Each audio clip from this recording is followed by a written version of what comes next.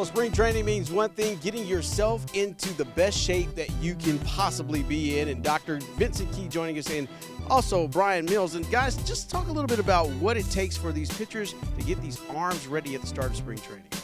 Well, it really starts with what they do even before they get here. So most of our guys are starting to throw in the middle of December. And they're starting to play catch. They're starting to throw what we call side sessions and bullpens. So they're really doing their what we call their kinetic chain work and their other work through that period of time. And then when they get here, then they're really starting to ramp up. There are so many different programs that you guys have implemented, especially back home in Kansas City. Just tell us a little bit about the arm care program that you guys do.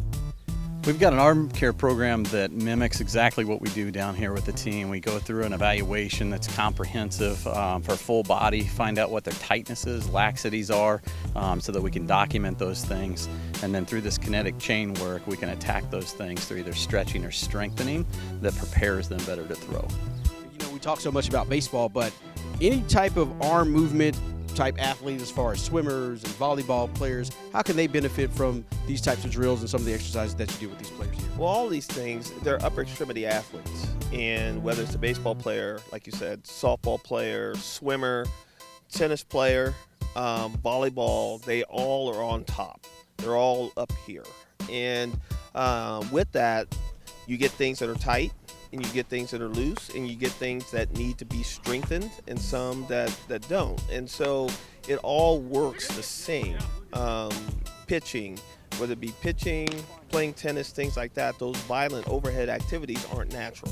So we just have to really concentrate on those deficits that those athletes have and really hone in on those.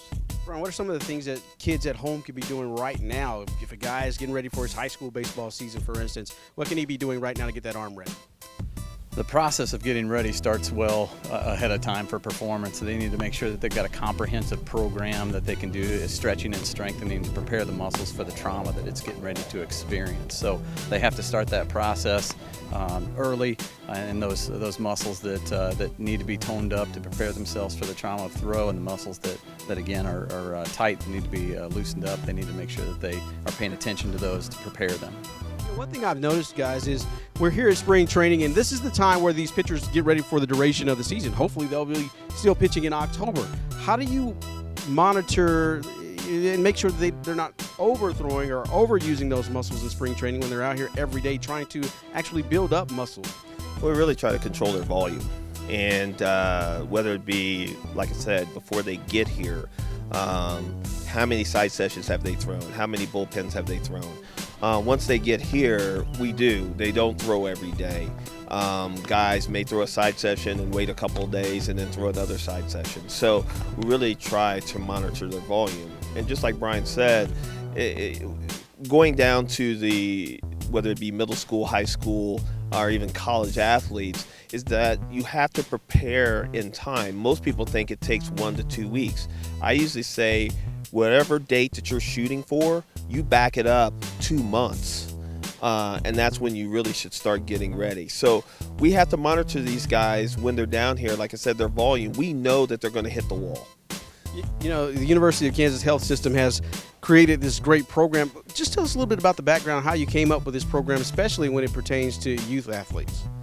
The program's really mimicked off what we do here. So getting down here when the players arrive, they get this ortho evaluation that we exactly copy as we go through the process of taking measurements that specifically would compare to what normal is for an athlete. And then we got to understand that the kids we treat back home certainly are growing and changing every day anyway. So, but the program itself, once we get that orthopedic evaluation of these what are considered norms and how they compare to the norms, then that gives us the focus of where we're going to focus on to prepare them for the game. Preparation is key. It all starts for the Royals here at spring training, and it all starts with the amazing medical staff here provided by the University of Kansas Health System. That's going to do it for spring training. We're here each and every day this week, so make sure you watch us right here on this channel from Surprise, Arizona. For the Docs, I'm Dee. Take care.